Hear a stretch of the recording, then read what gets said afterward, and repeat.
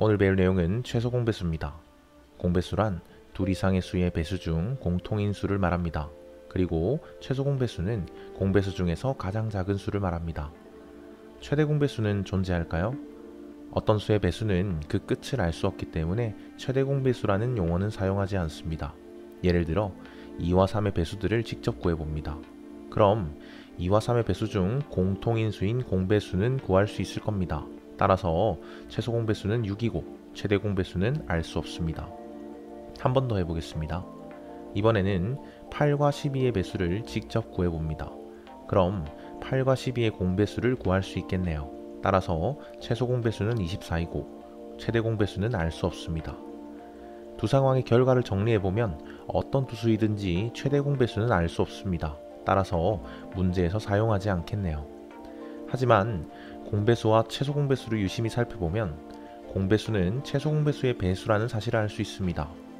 최소 공배수를 구한다면 두 수의 배수를 일일이 찾아보지 않고도 구할 수 있겠네요. 최대 공약수 때와 마찬가지로 최소 공배수를 구할 때도 소인수분해를 응용합니다.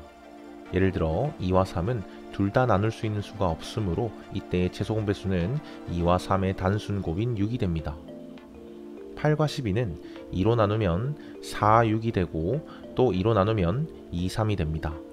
이들은 더 이상 공통으로 나누어지지 않습니다. 이때 8과 12의 최소 공배수는 녹색 표시의 니은자 모양으로 수를 모두 곱한 수인 24가 됩니다.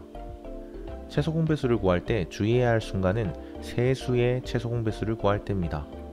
예를 들어 8, 12, 18의 최소 공배수를 구해봅시다. 세 수를 2로 나누면 4, 6, 9가 나옵니다. 이제 4, 6, 9를 동시에 나눌 수 있는 수는 없습니다. 하지만 세 수의 최소 공배수를 구할 때는 두 개씩 나누어지는 수도 나누어야만 합니다.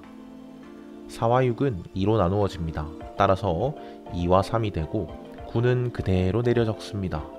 이제 3과 9가 3으로 나누어집니다. 그 아래는 1과 3이 되고 2는 그대로 내려 적습니다.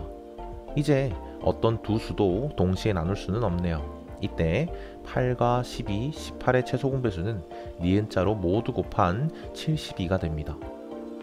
최대 공약수와 최소 공배수는 나누기를 통해 구하는 방식은 유사하지만 3개 이상의 수의 최소 공배수를 구할 때 차이가 있으니 주의해야 할 것 같습니다. 어떤가요? 정말 유용하게 사용할 수 있을 것 같습니다. 그럼 이만